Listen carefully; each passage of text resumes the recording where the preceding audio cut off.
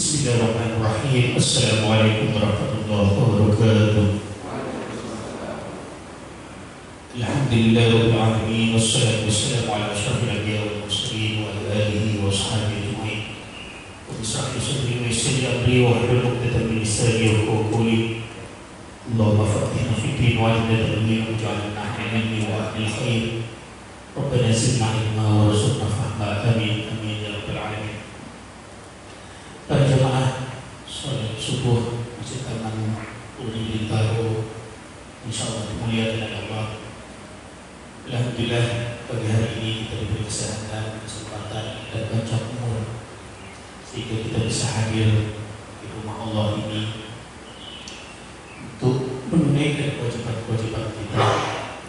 Mudah-mudahan semua yang kita lakukan diterima oleh Allah SWT, diridhoi oleh Allah SWT dan menambah keberkahan untuk kita. Dan insyaallah nanti di akhir hayat kita semua mendapatkan husnul khatimah. Amin amin ya rabbal alamin. Para jemaah, ibu bapak yang dimuliakan oleh Allah, pagi hari ini kita membicarakan soal kedermawanan Rasulullah SAW dan para sahabat. Terkait dengan kedermawanan Rasulullah SAW sudah sering dibahas sebetulnya, tetapi pagi hari ini kita melihat bagaimana efek dari cara Rasulullah SAW menanamkan sikap kedermawanan itu kepada para sahabat. Apa itu maknanya? Maknanya apa yang ditanamkan oleh Rasulullah SAW itu bukan retorika, tetapi itu ada implementasi. Dan ini yang membuat dakwah Rasulullah SAW luar biasa dampaknya. Itu karena apa yang diucapkan selaras dengan apa yang dilakukan. Rasul menjadi teladan. Setiap kali memerintahkan sesuatu, beliau yang pertama kali melakukan. Setiap kali melarang sesuatu, beliau yang pertama kali meninggalkan. Ini kita perlu mengkoreksi diri. Jangan-jangan dai-dai, ustaz-ustaz, ulama-ulama itu tidak berhasil mengajari umat, mendidik umat itu karena ketika memerintahkan sesuatu dia belum laksanakan, ketika melarang sesuatu dia belum meninggalkan. Mungkin kita juga bisa introspeksi juga. Kalau kita jadi pimpinan di lingkungan kita, di level mana? Apakah kita meneladani Rasulullah SAW atau kita hanya menyampaikan perintah, menyampaikan larangan itu sebatas retorika, tidak ada tindakan nyata. Para jemaah yang dimuliakan oleh Allah, mari kita lihat bagaimana cara Rasulullah SAW menanamkan nilai-nilai kedermawanan ini kepada para sahabat yang tadi disebutkan, tidak hanya dalam tataran retorika, tapi juga dalam tataran tindakan dan perilaku. Ada satu hadis yang diriwayatkan oleh Imam Muslim dan Imam Nasa'i dari sahabat Jarir radhiyallahu anhu. Jabir menceritakan satu peristiwa pagi-pagi sekali, mungkin setelah sholat subuh begitu. Jarir bersama para sahabat yang lain, sholat subuhnya mungkin agak sholat subuh masih normal, tapi maksud saya ini belum terlalu siang, tapi juga tidak terlalu pagi.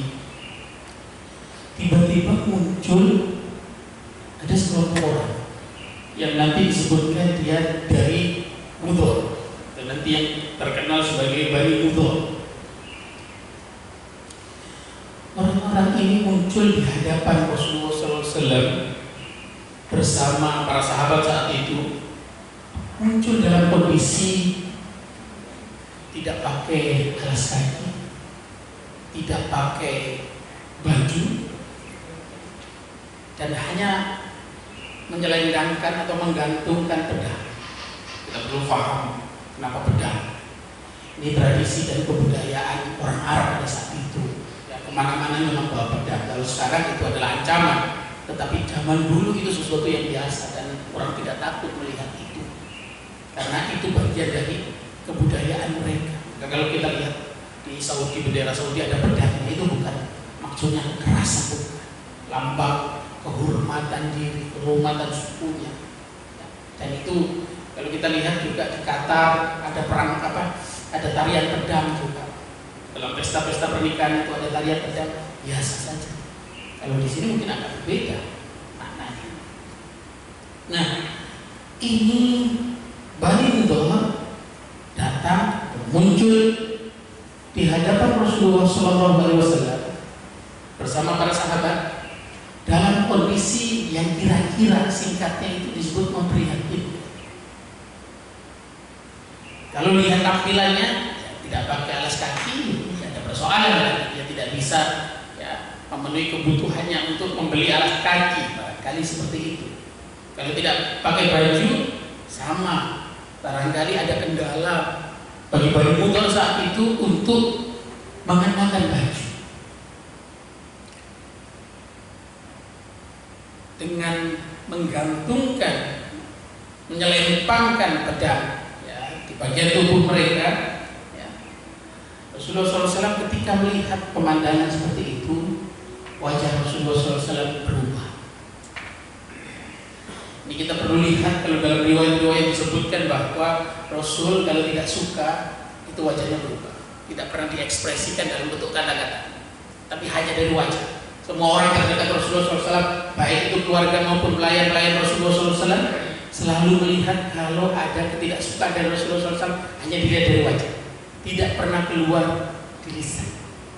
Yang juga kita penting tiru. Anas bin Malik ketika menjadi pelayan Rasulullah SAW selama 10 tahun, dalam riwayat yang lain selama 20 tahun, itu tidak pernah mendengar Rasulullah SAW mengungkapkan ketidaksetujuannya melalui lisan.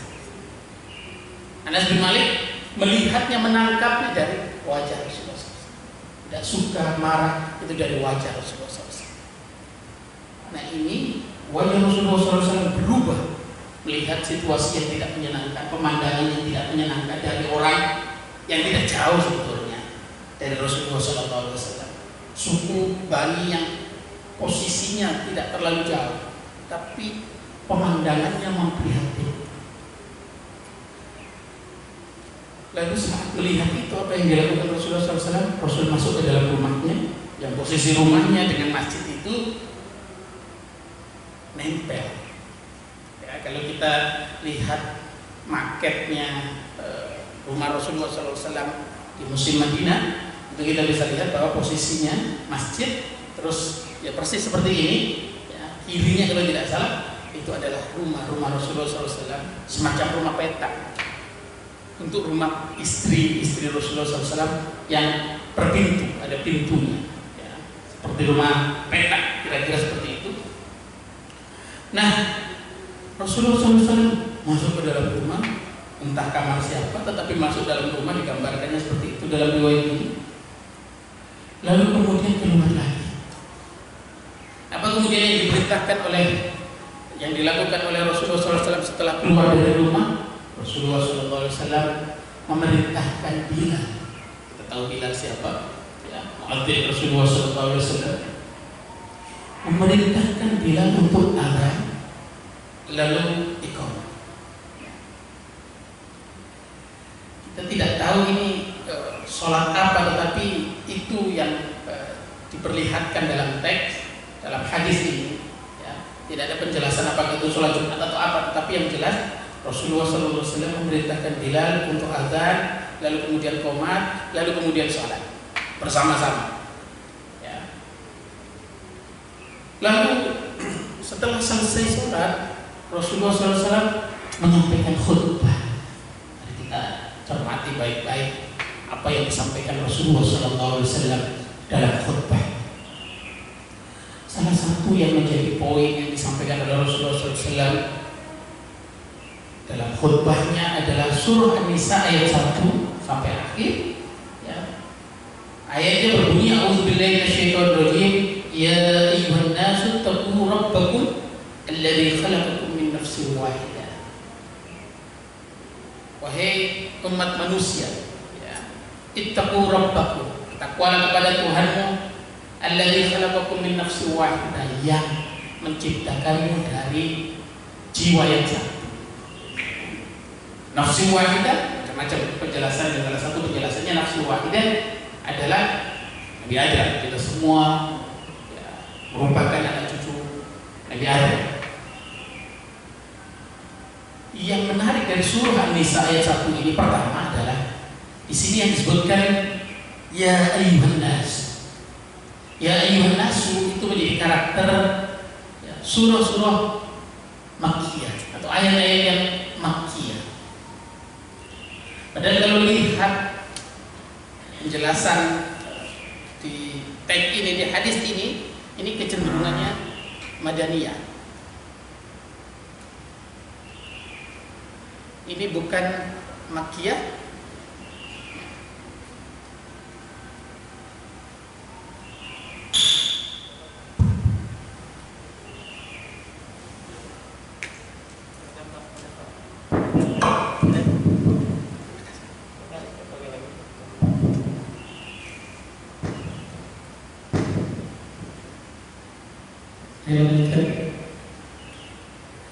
Ya ayyuhan nasu, di sini pakainya redaksinya adalah ya ayyuhan nasu yang umumnya dipakai untuk ayat-ayat yang Makkiyah, karena kalau ayat-ayat yang Madaniyah itu umumnya menggunakan redaksi ya ayyuhalladzina amanu, wahai orang-orang yang beriman. Tetapi ini redaksinya menggunakan ya ayyuhan nasu.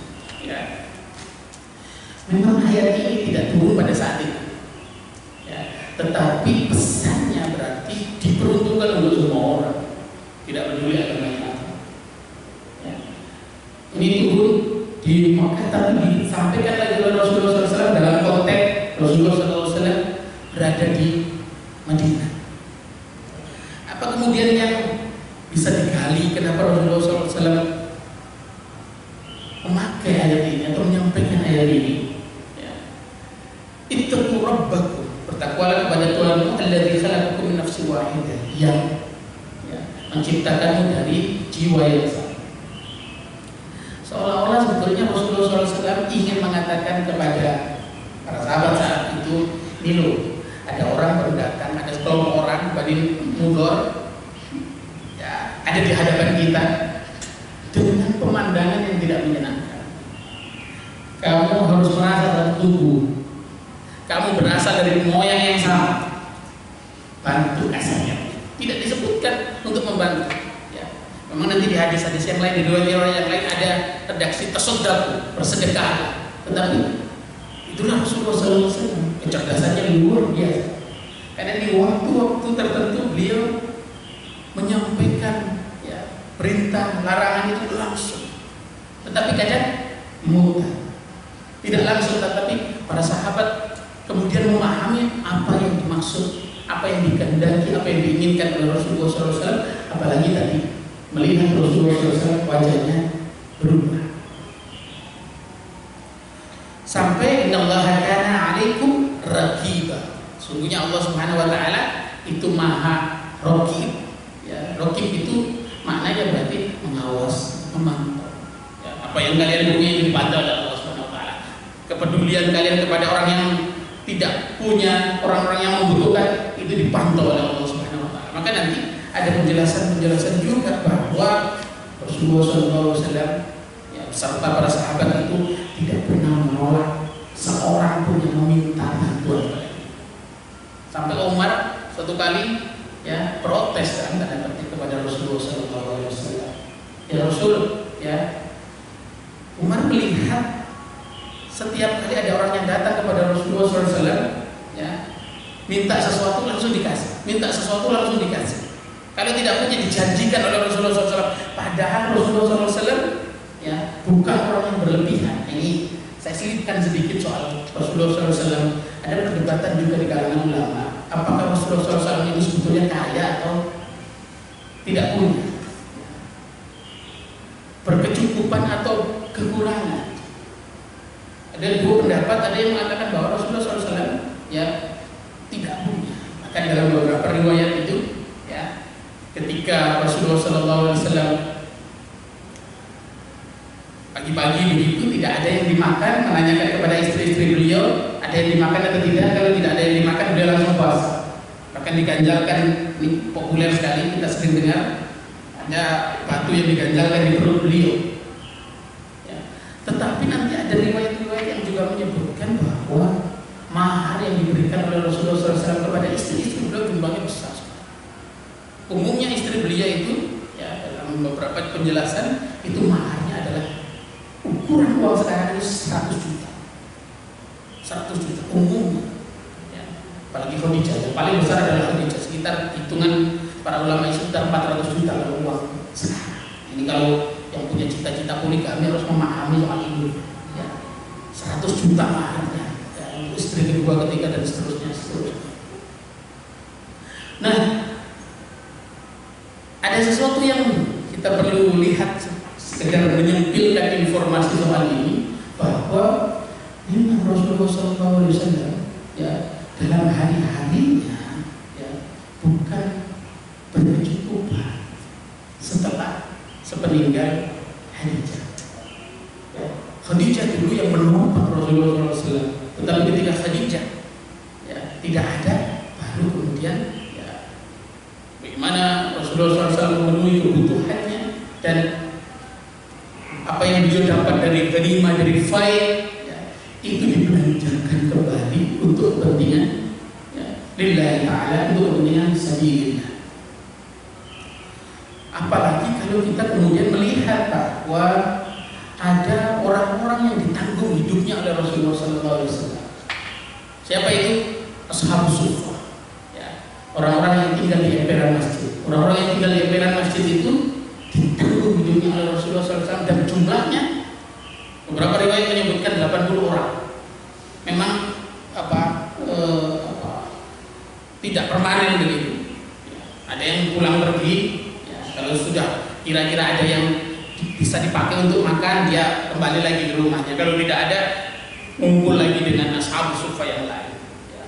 40 ya, kadang 40, tapi paling banyak itu 80, bahkan dalam riwayat disebutkan 120 ya, sampai pernah 120 itu hidupnya dibiayai oleh Rasulullah SAW tanpa menolak sedikit.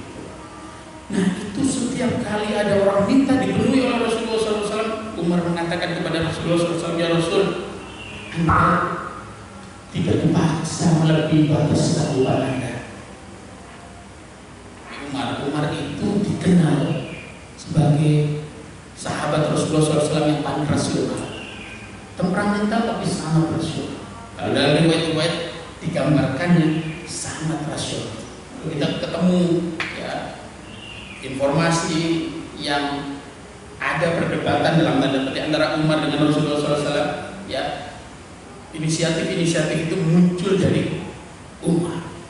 Contoh misalkan ketika Rasulullah SAW hendak menyolati ya Abdullah bin Ubay bin Salul, Ra'isul Munafikin, itu Umar yang menghalangi Rasulullah SAW. Betul ya, Rasulullah SAW karena Rauf Rahimnya ya ingin semua orang dirangkul, ingin semua orang dibaiki oleh Rasulullah SAW ya, tapi Umar melihatnya dari sudut pandang yang berbeda. Dan ternyata apa yang diinisiasi oleh Umar itulah yang diperkuat oleh ayat. Nanti keluar ayat, turun ayat, oleh tusalli ala ahadin minhum mata abada. Jangan sholat orang-orang munafik ya, kalau mereka mati meninggal sampai kapan. Nah, ini antara Rasulullah SAW dengan Umar ada ya kadang perbedaan-perbedaan, yang kadang perbedaan dari Umar ini justru nanti diperkuat oleh wahyu. Itu nanti istilahnya menurut bahasa para ulama fikhu Umar, fikih Umar. Ada, saya punya di rumah fikhu Umar, tebal sekali. Inisiasi-inisiasi yang dilakukan Umar yang berbeda dengan yang disampaikan oleh Rasulullah SAW. Apa itu maknanya? Maknanya Rasulullah SAW sangat demokratis, sangat menghargai perbedaan pendapat. Bukan mentang-mentang sebagai pemimpin beliau selalu merasa benar, tapi menghargai inisiasi pendapat yang berbeda dari para ulama, dan yang paling banyak di sini adalah Umar. Kalau dari keluarga Rasulullah SAW yang paling banyak adalah Aisyah. Aisyah kadang berbeda pendapatnya dengan Rasulullah SAW.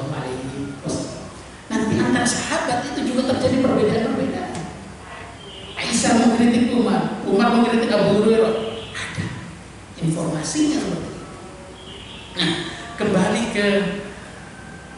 Pertama, Umar radhiyallahu anhu ketika melihat Rasulullah SAW punya kebiasaan yang menurut Umar dengan kondisi Rasulullah SAW, ya, apalagi nanti diriwayatkan disebutkan bahwa Rasulullah SAW tidur di tikar sampai, ya, ada gambar tikarnya di badan Rasulullah SAW, nempel di badan Rasulullah SAW. Dalam kondisi seperti itu, Umar secara rasional menyampaikan kepada Rasulullah SAW, ya Rasulullah, Anda tidak dipaksa melebihi kemampuan.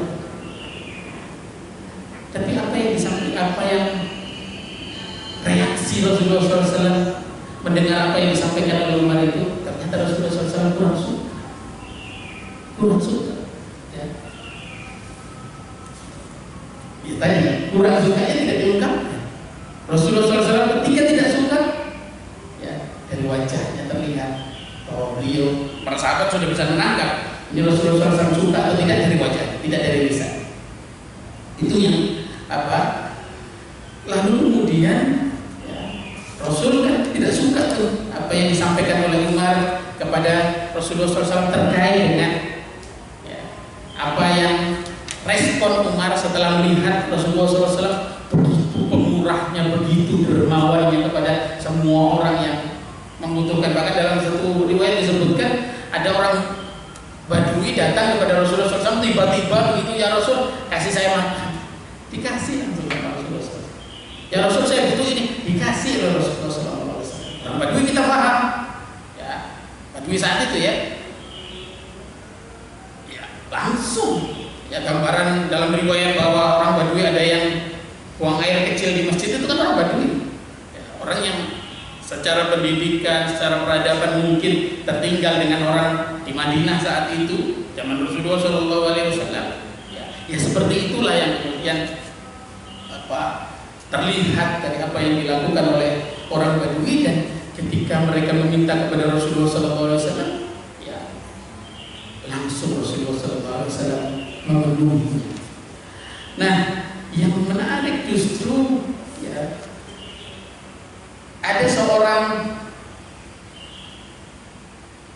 Ansor, salah satu sahabat Ansor, tidak disebutkan namanya, ya, karena redaksinya hanya menggunakan rajulun minal Ansor, salah seorang laki-laki dari kaum Ansor, ya, orang Madinah berarti. Ya, kalau orang Mekah kan yang pindah ke Madinah disebutnya, yang hijrah ke Madinah disebutnya muhajirin. Apa yang dikatakan oleh laki-laki dari Ansor ini, ya Rasulullah, anfik, infakkan saja Rasul, beri saja Rasul, ya, semua yang kita beri saja. Artinya ketika dia melihat Rasulullah SAW tidak suka dengan apa yang disampaikan oleh Umar, ya, untuk mengalihkan perhatian Rasulullah SAW supaya tidak, ya, larut dalam ketidaksukaan itu, laki-laki ini mengatakan kepada Rasulullah SAW, anfik. Rasul malah disuruh berinfak, ya. Artinya dialektika yang menarik antara Rasulullah SAW dengan orang-orang yang dekat dengan beliau, dengan sahabat-sahabat. Anfik, berinfaklah ya Rasulullah SAW, beri. Kalau ada orang yang mudah, beri. Wala tahsa min dzil arsy iqlala, ya, jangan sampai khawatir, jangan takut, ya, kurang, ya, dikurangi rezeki, dikurangi, ya, apa yang dipunyaimu, ya Rasulullah SAW, karena sudah dijamin oleh dzil arsy, Tuhan yang pemilik arah. Mendengar itu Rasulullah SAW langsung senang. Fatabassama Rasulullah SAW, ya, wa urifa at-tabassumu fi wajhi liqaulil ansari, ya. Rasul mendengar ada sahabat yang mendukung, ya, apa yang dilakukan oleh Rasulullah SAW. Rasul senang. Artinya apa? Rasul suka dengan apa yang disampaikan itu. Bukan berarti membenci apa yang disampaikan Umar, bukan, tetapi, ya, lanjutannya yang menarik. Rasulullah SAW mengatakan, waqala bihadza umirtu, memang beginilah saya diperintahkan, diutus oleh Allah Subhanahu wa Ta'ala, yang begini, untuk menjadi orang yang pemurah, untuk menjadi orang yang dermawan. Nanti ada hadis yang penting menjadi perhatian kita semua. Apa itu hadisnya? Mari kita lihat, lompat saja. Ya ayyuhan nas, ada salah satu khutbah, ya. Ini ada khutbah pertama yang disampaikan oleh Rasulullah SAW, yang Rasulullah SAW naik di atas mimbar. Ini khutbah pertama, Salah satu yang disampaikan adalah ya ayyuhan nas innallaha qad ikhtara lakum al-islam madinah, wahai umat manusia. Ya, artinya mungkin saja saat itu audiennya tidak hanya orang Islam, tidak hanya orang Muslim, tidak hanya para sahabat. Ya, mungkin ada orang lain. Kenapa? Pakai redaksi ya ayyuhan nas, ya, dalam konteks beliau di Madinah itu artinya audiennya, ya, bukan hanya homogen, tapi mungkin juga heterogen. Innallaha qad ikhtara lakum al-islam madinah. Allah Subhanahu wa taala sudah memilihkan Islam sebagai agama. Nah, ini mari kita lihat apa yang dipesankan oleh Rasulullah SAW dalam khutbah ini. Fa ahsinu suhbatal islami bis-sakha'i wa husnul khuluq. Ya. Fa ahsinu suhbatal islami bis-sakha'i wa husnul khuluq. Kata Rasulullah SAW, Allah sudah memilihkan Islam sebagai agamamu, maka cara terbaik berislam adalah satu, dengan as-sakha. Apa itu sakha? Kedermawanan. Yang kedua, husnul khuluq. Apa itu husnul khuluq? Akhlak yang baik. Menarik sekali. Ini pesan yang luar biasa sekali. Kenapa? Rasulullah SAW dalam mengajarkan, dalam mendakwahkan, ya, agama ini tidak hanya menekankan aspek yang tadi yang kita sering bahas soal tauhid, yang sering kita bahas soal ibadah, itu nanti setelah Islam yang mapan segala macam, itu yang baru yang disentuh. Tapi sebelum masuk ke situ, cara menyentuh orang-orang yang belum mendapatkan cahaya hidayah, sentuh dengan asal kedermawanan. Jangan-jangan orang yang kita bantu, jangan-jangan orang yang kita peduli kekurangannya, kelemahannya, baik itu orang non-muslim, baik itu orang Islam yang lemah Islamnya. Lemah Islamnya gara-gara ekonomi misalkan, bantu. Dengan begitu dia semakin kokoh Islamnya. Yang non-muslim bisa jadi dia kemudian menjadi Islam, tertarik kepada Islam, atau sekurang-kurangnya punya pandangan yang positif terhadap Islam. Tidak misalkan dia teracuni oleh opini media, terutama yang di Barat misalkan, di Eropa misalkan, di Amerika misalkan, yang kepalanya yang diracuni oleh opini media yang mengganggu, ya, cara pandang dia terhadap Islam. Maka cara-cara seperti itu, ya, tadi yang diajarkan oleh Rasulullah, sakha wa husnul khuluq, itu yang bisa menyentuh. Kalau kita ngomongin ibadah kepada orang yang Islamnya lemah, imannya lemah, mungkin tidak banyak faedah. Kalau kita ngomongin akidah kepada orang-orang, mungkin tidak banyak faedah. Tapi kita tidak hanya ngomong, tapi kita punya kepedulian, punya perhatian, punya bantuan, seperti yang diajarkan dan dicontohkan oleh Rasulullah SAW. Itu sebetulnya yang akan membantu orang, ya, yang imannya lemah, Islamnya lemah, menjadi kuat. Bahkan kalau itu terkait dengan orang non-muslim, mungkin saja itu menarik dia untuk masuk Islam. Bisakha wa husnul. Ini sesuatu yang sangat luar biasa. Rasulullah SAW fa'asinu suhbatal Islam, ya, suhbatal Islam, cara kita, ya, berislam, ya, mendekati Islam. Cara yang terbaik adalah as-sakha, ya, kedermawanan, wa husnul khuluq, dan akhlak yang baik.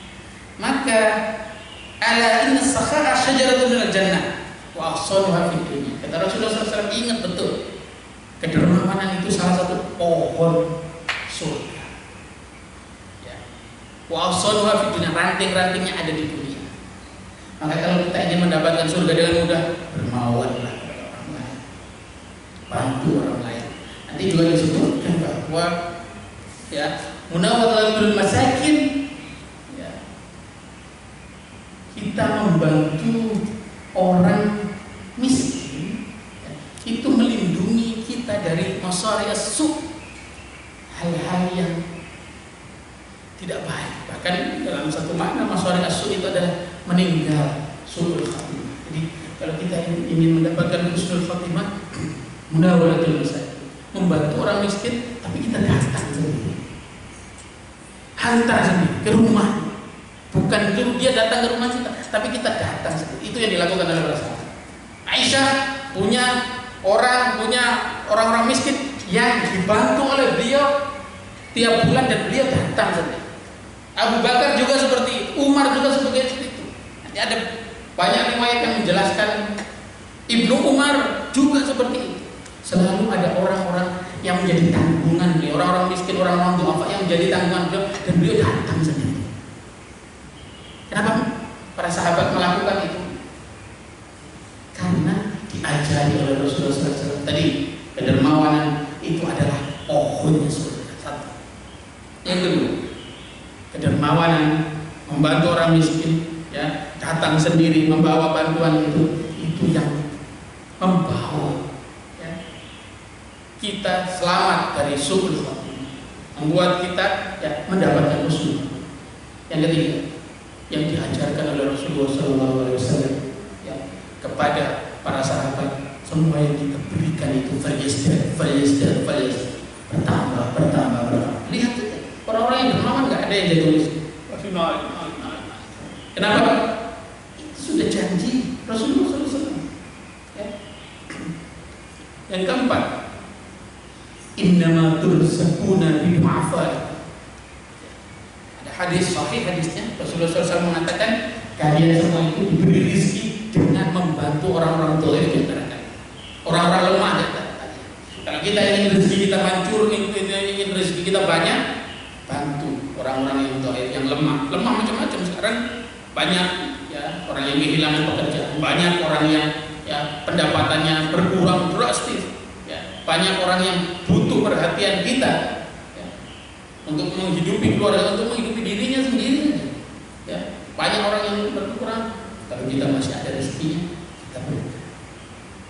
Ini yang kita perlu paham. Kenapa para sahabat kemudian tidak hanya sahabat-sahabat elit, ada sahabat-sahabat nanti, ada Suhaib Ar-Rumi, ya, orang Romawi Timur, sekarang orang Turki, yang hijrah ke Madinah untuk ikut dalam halaqah Rasulullah SAW, dalam ta'lim Rasulullah SAW, ya, meninggalkan Romawi Timur, meninggalkan Turki untuk kemudian belajar dengan Rasulullah SAW. Itu juga dia kan muhajir, orang yang hijrah, tapi juga memberikan bantuan. Belum lagi nanti Abdurrahman bin Auf, Utsman bin Affan, yang populer sekali. Abdurrahman bin Auf, ya, setiap kali ada rencana jihad dari Rasulullah SAW, ditanya oleh Rasulullah SAW, ini siapa ini yang mau bantu jihad? Abdurrahman bin Auf tunjuk tangan, saya, ya Rasul, ya. Bahkan nanti diinformasikan ketika Rasulullah SAW hendak mengirimkan utusan, ya, mungkin diplomasi, ya, itu Rasulullah SAW bertanya kepada Abdurrahman bin Auf, Abdurrahman bin Auf, kamu punya berapa sekarang? Saya punya 4.000 dinar, ya Rasul. Terus apa yang kamu bisa bantu? Saya bantu 2.000. Saya 2.000-nya untuk keluarga saya dan untuk kehidupan saya. Kata Rasulullah SAW, barakallahu fima anfaqta wa barakallahu fima amsak. Allah Subhanahu wa taala memberkahi semua yang kamu infakkan. Allah Subhanahu wa taala memberkahi yang kamu tahan yang tadi, yang tidak kamu infakkan, yang 2.000-nya lagi. Separuh hartanya diberikan. Yang kewajiban kita kan enggak banyak. Kalau dalam kewajiban zakat, tapi dalam kewajiban sedekah, dalam kewajiban infak, bukan wajib, ya. Anjuran zakat, anjuran infak, anjuran sedekah, kita boleh memberikan lebih banyak. Bahkan nanti, ya, ini ada perdebatan, ya, kalau di kalangan ulama-ulama yang menekuni tasawuf, sesuatu yang berbeda, tidak apa-apa, dia tidak punya, tetapi kemudian yang penting diberikan kepada orang yang membutuhkan, itu tidak apa-apa. Kenapa para ulama punya sikap seperti itu? Mereka melihat ada satu riwayat yang juga menarik dari Umar bin Al-Khattab. Umar bin Al-Khattab suatu kali, ya, kebagian untuk bersedekah. Jadi rupanya kalau lihat di hadis-hadis yang ada, ya, zaman itu juga ada pembagian. Sahabat-sahabat yang punya itu diberi beban untuk memberikan infaknya sedekah. Jadi sesuatu yang rutin, yang lumrah juga kalau misalkan hari ini, sekarang ini kita melakukan hal yang sama. Waktu itu giliran Umar untuk memberikan sedekah. Ya. Umar pagi-pagi sekali datang ke Rasulullah SAW, ya Rasul, ya saya ini kok pengen ya apa ya bisa mengalahkan Abu Bakar. Karena saya selalu kalah, kata Umar, dari Abu Bakar. Lalu apa yang dilakukan Umar ketika setelah menyampaikan, kata Umar, ya Rasul, saya ini mau menyedekahkan separuh-separuh, seperti yang tadi dilakukan oleh Abdurrahman bin Auf. Ya. Ini yang saya berikan untuk kepentingan, katakan sabilillah, separuhnya lagi saya sisakan itu keluarga saya. Kata Rasul sama bagus. Kemudian gak lama kemudian datang Abu Bakar. Kata Abu Bakar, kata Rasulullah SAW kepada Abu Bakar, ya Abu Bakar, ada sesuatu yang ingin disampaikan. Kata Rasulullah SAW, kata Abu Bakar, ya Rasul, ini saya mau menginfakkan semua yang saya punya. Sejak saat itu, ya Umar bin Al-Khattab mengatakan bahwa saya tidak pernah bisa menandingi Abu Bakar. Kenapa? Umar baru sanggup setengahnya, Abu Bakar full, diberikannya full. Nah, ini kita bisa melihat Umar sangat rasional sekali, hitung-hitungannya itu matang sekali. Ya. Tapi Abu Bakar full mendukung perjuangan Rasulullah SAW. Kenapa Abu Bakar menjadi khalifah yang pertama? Ya karena posisi kedekatan Abu Bakar kepada Rasulullah SAW sebagai teman setia. Ada dalam kondisi apapun, ya, kita ketika di Gua Hira ada Abu Bakar di sana. Nah, ini yang kita perlu paham, kenapa derajat Abu Bakar lebih tinggi daripada Umar. Pada beberapa aspek Abu Bakar ya memang lebih dekat dengan Rasulullah SAW, terus perjuangannya lebih full. Sebagai sahabat, sebagai mertua, itu Abu Bakar lebih full. Bahkan tadi ya Umar yang punya cita-cita ya ingin mengalahkan dalam tanda petik Abu Bakar, lalu punya kesimpulan bahwa saya ternyata tidak bisa menandingi Abu Bakar. Kedermawanannya, kesetiaannya, apapun yang sudah dilakukan Abu Bakar untuk Rasulullah SAW dan untuk perjuangan ya Islam tidak bisa dikalahkan oleh yang lain. Maka beliau ditunjuk sebagai khalifah yang pertama. Dalam ya itu perdebatannya juga rumit ya. Di Saqifah Bani Sa'idah itu pertarungan dalam tanda petik ya, kepentingan kelompok pada saat itu ya.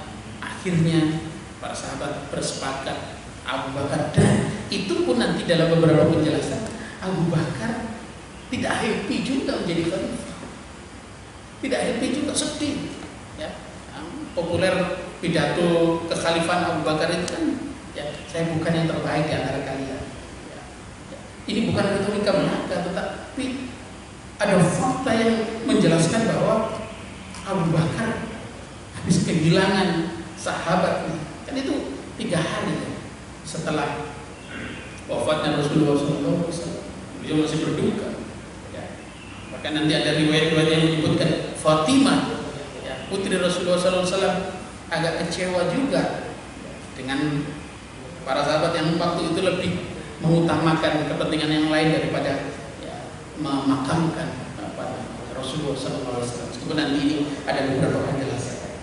Para jamaah yang dimuliakan oleh Allah, mari kita tuntaskan sedikit lagi soal ini. Apa yang ingin disampaikan? Yang ingin disampaikan pertama adalah ya kita kembali ke tadi soal Bani Mudhor yang dilihat oleh Rasulullah SAW, dan ketika melihat pemandangan yang tidak menyenangkan dari secara fisik Bani Mudhor itu, Rasulullah SAW kemudian ya tadi berkhutbah ya, belum jelas ini khutbah apa. Ya ayyuhan nasu ittaqu rabbakum alladzi khalaqakum min nafsin wahidah innallaha kana 'alaikum raqiba. Terus kemudian Rasulullah SAW juga menyinggung ittaqullaha wal tanzur nafsum ma qaddamat lighad. Ittaqullah, bertakwalah kepada Allah Subhanahu wa taala, wal tanzur nafsun ma qaddamat lighad. Ya, bertakwalah kepada Allah Subhanahu wa taala dan jiwa kita nih manusia, ya, tolong perhatikan ya, makot dalam lewat apa yang dipersiapkan untuk esok hari, untuk kepentingan akhir, apa yang berarti. Apa ini maksudnya? Rasulullah SAW secara tidak langsung sebetulnya pertama Rasul tadi ya, mengingatkan orang-orang yang di hadapan ini adalah satu moyang dengan kita, sesama manusia, butuh perhatian. Yang kedua, innallaha kana 'alaikum raqiba. Ya, Allah selalu mengawasi, memantau kita yang punya. Ya, kita punya rezeki, kita punya kelebihan rezeki, tapi tidak membantu kepada orang yang tidak punya, orang yang membutuhkan, tapi tidak kita perhatikan. Raqiba, Allah mengawasi, memantau apa yang sikap acuh tak acuh kita, sikap kita tidak peduli itu dipantau oleh Allah SWT. Ada waktunya nanti kita akan dihukum dengan pelit, rasa pelit, karena nanti di khutbah yang tadi disebutkan bahwa alaina law syajaratun finnar. Kalau sifat kedermawanan itu adalah pohon, salah satu pohon surga, kikir itu salah satu pohon neraka. Yang ketiga, ittaqullaha wal tanzur nafsun ma qaddamat lihat. Di ayat ini surah Al-Hasyr, ya, Rasulullah SAW hendak mengatakan, kamu punya rezeki, pakai rezekimu itu untuk kepentingan di akhirat.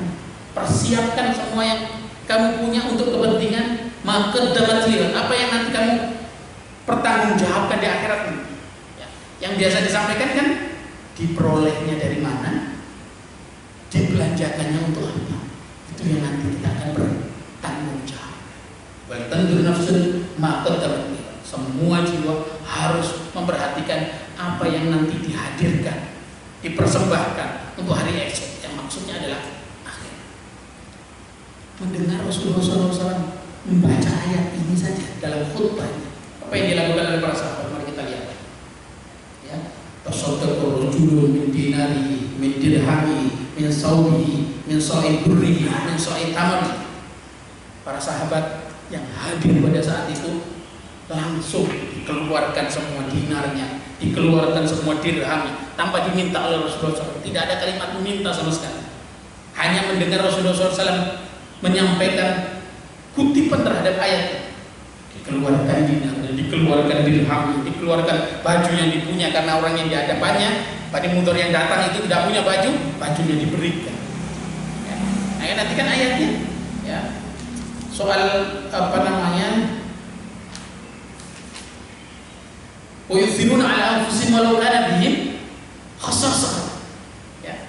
Para sahabat itu punya karakter yang sungguh luar biasa, hasil ajaran Rasulullah SAW, hasil didikan, hasil bimbingan Rasulullah SAW. Yang istimewa adalah sikap ihsan.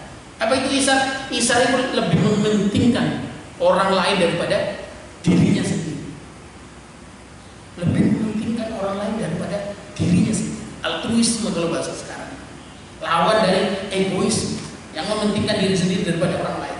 Yang diajarkan Rasulullah SAW, Rasul mengajarkan dan mempraktekkan, mengamalkan sikap ihsan, mementingkan orang lain daripada dirinya sendiri meskipun butuh. Ini para sahabat bukan berlebihan, bukan punya baju yang banyak, tetapi karena Rasulullah SAW, apa yang disampaikan Rasulullah SAW menyentuh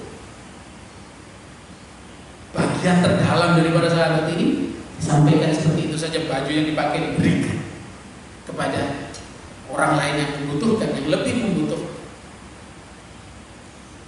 Dinarnya, dirhamnya, ya, gandumnya, ya, lalu kemudian kurma sebagai makanan. Kenapa? Karena orang yang di hadapannya sangat memprihatinkan. Nah, ini makanya kemudian nanti kita temukan juga, ya, di kita juga ada, ya, tiba-tiba di masjid begitu ya, ada yang datang, ya, setelah sholat jamaah Jumat gitu ya, terus mengumumkan bahwa dia butuh. Saya juga lihat waktu di Timur Tengah juga seperti itu, ya.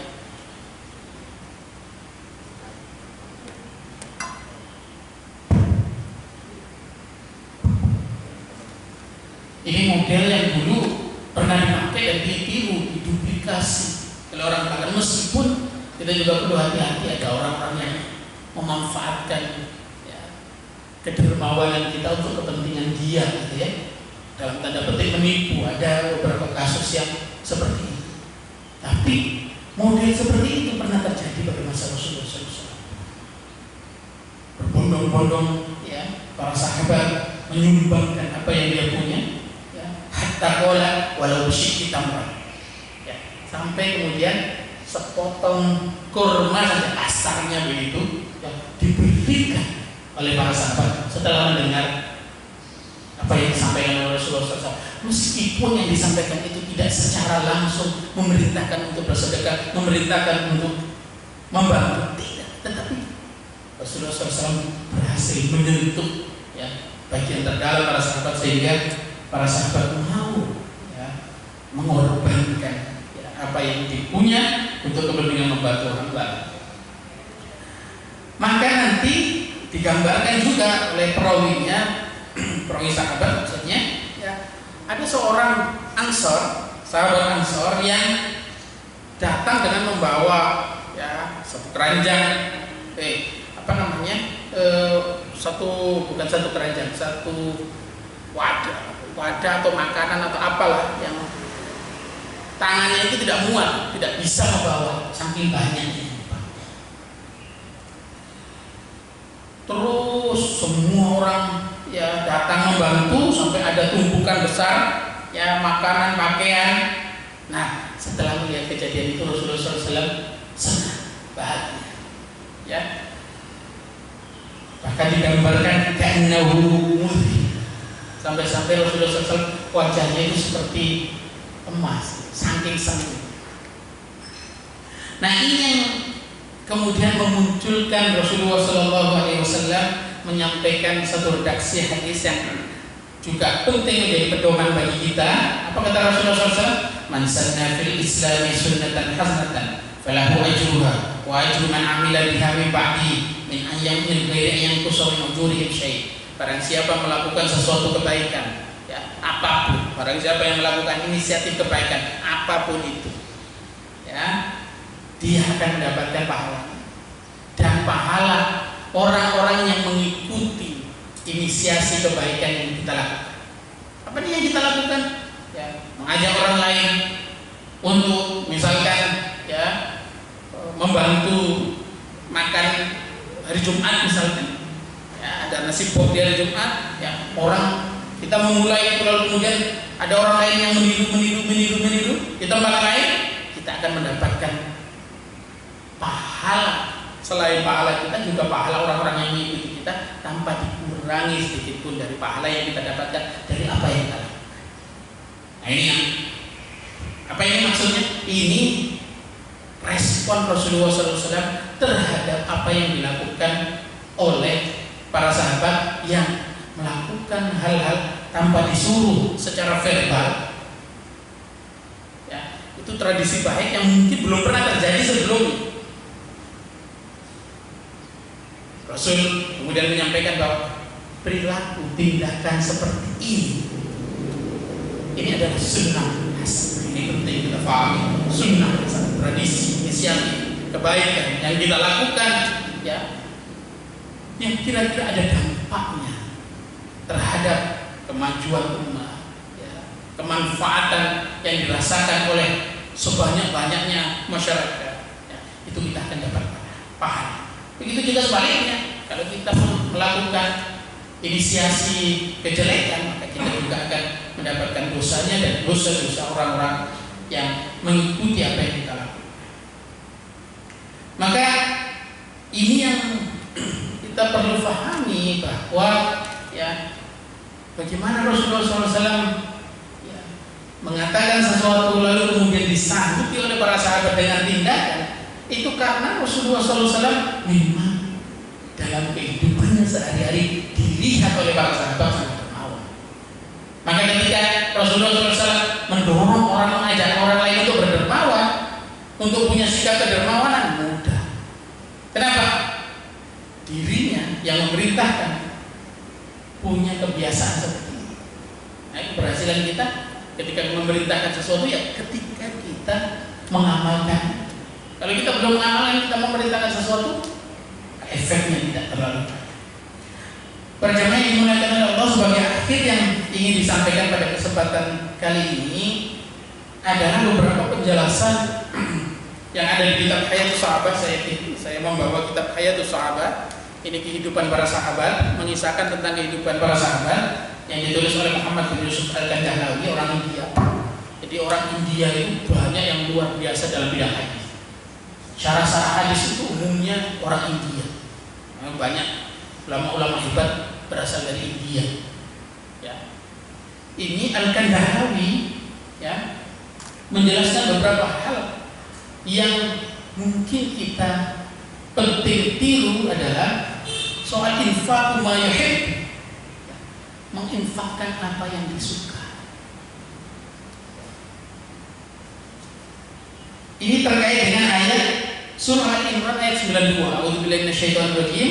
Lan tanalul birra hatta tunfiqu mimma tuhibbun. Kalian semua tidak akan mendapatkan kebaikan sampai kemudian kalian mau menginfakkan apa yang kita suka. Kalau kita mau menginfakkan sesuatu yang kita tidak sukai, sudah tidak dipakai di rumah kita, ya, sudah tidak berharga lagi di tempat kita malu bahkan memakainya, nilainya rendah. Meskipun mungkin bagi orang lain itu sangat berharga, tetapi yang tinggi nilainya adalah ketika kita mau menginfakkan sesuatu yang kita masih sukai, kita masih butuhkan, kita masih inginkan, kita mungkin banggakan, ada pride ketika kita pakai itu kita infakkan, itu nilainya tinggi, kebaikan yang isi, keberkahan ya, dalam hidupnya kita dapatkan ketika kita mau melakukan. Apakah ini diamalkan oleh para sahabat? Diamalkan. Kalau Rasulullah SAW sudah selesai, pasti diamalkan oleh Rasulullah SAW. Tapi apakah para sahabat mengamalkannya? Para sahabat juga mengamalkan hal ini. Ibnu Umar suatu kali menceritakan tentang ayah. Katanya suatu kali ayahnya berkirim surat. Ya. Ada kisah yang lain. Ya. Ibnu Umar ya, menceritakan tentang ayahnya bahwa di Khaybar ya, itu ayahnya mendapatkan bagian tanah yang paling istimewa, ya, yang paling berharga bagi umat. Beliau menyatakan bahwa tidak pernah mendapatkan harta yang lebih bagus, lebih prestis, melebihi. Apa kemudian yang disampaikan oleh Umar kepada Rasulullah SAW? Ya, Rasul datang kepada Umar datang kepada Rasulullah SAW menyampaikan bahwa ya Rasul, saya ini mendapatkan harta, mendapatkan tanah yang luar biasa. Ya. Tanah ini belum pernah saya dapatkan sebelumnya yang lebih prestis daripada ini. Ya, kata Rasulullah SAW mendengar itu, ya, karena Umar meminta kepada Rasulullah SAW, ya, fakaifa ta'muruni, apa yang kau perintahkan kepadaku ya Rasul terkait dengan tanah ini? Rasul menjawab, kata Rasulullah SAW, kalau kamu mau ya udah tahan aja, ya, nggak usah diapa-apain itu tanah, ya, tapi kamu sedekahkan dari tanah itu, ya. Artinya tanahnya tetap dimiliki oleh umat, tapi kemudian dari tanah itu, ya, bisa disedekahkan, dipakai untuk disedekahkan. Nah ini, ya, apa yang kemudian dilakukan oleh Rasulullah SAW terkait dengan Umar ini, Umar, ya, fatasuddaqa Umar radhiyallahu anhu annahu la tuba aslu, ya, memang, ya, akhirnya sebetulnya keinginan Umar sendiri itu pengennya tanah ini disedekahkan, tapi karena Rasulullah SAW memerintahkan seperti itu, ya, disedekahkan hasil, ya, untuk dimanfaatkan untuk kepentingan yang lebih besar. Sebetulnya kalau tanah yang prestis seperti ini, ya, nilai yang bisa didapatkan oleh Umar pasti jauh lebih besar, ya. Tapi kemudian yang itu tidak dipakai oleh Umar, tapi justru kemudian disedekahkan. Ini yang juga kita perlu pahami. Apalagi nanti ini yang sebetulnya ingin saya sampaikan, bahwa suatu kali Umar menulis surat kepada Abu Musa Al-Asy'ari, ya, Umar ingin membeli budak perempuan, ya. membeli budak perempuan ya sebetulnya untuk dimiliki. Tapi kemudian setelah mendengar ayat dan tanalul birra hatta tunfiqu mimma tuhibbun, ya, Umar langsung dimerdekakan budak perempuan yang baru dibelinya yang sebetulnya dibutuhkan. Nah ini bagaimana para sahabat dermawan, ya. Utsman juga seperti itu. Utsman ketika ya ada satu budak ya yang sebetulnya paling disukai oleh Utsman, tapi kemudian diperdekakan untuk dinikahkan dengan orang lain yang konteksnya adalah budak juga ya dari Utsman ya. Lalu kemudian ya, budaknya ini melahirkan satu anak-anaknya ini sangat dikasih oleh Utsman. Apa itu maksudnya? Maksudnya adalah Umar memberi contoh kepada kita semua bahwa apa yang kita punya itu sesungguhnya bukan milik kita. Apa yang kita punya, yang terbaik yang kita punya, kita berikan supaya kita mendapatkan al-bir. Utsman juga, dan itu dilakukan oleh para sahabat-sahabat yang lain. Barangkali itu yang bisa disampaikan. Mohon maaf atas segala kekurangan. Terima kasih atas segala perhatian. Wal taufiq. Wassalamualaikum warahmatullahi wabarakatuh.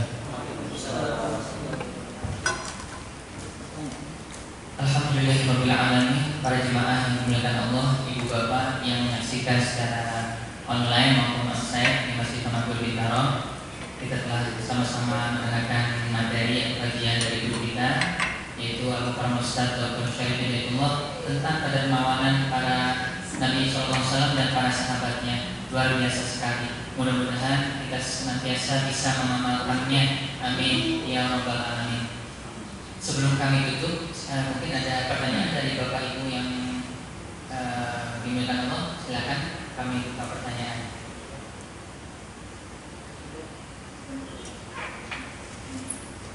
Silakan Bapak Ibu. Baik, alhamdulillah alamin. Sepertinya sudah cukup.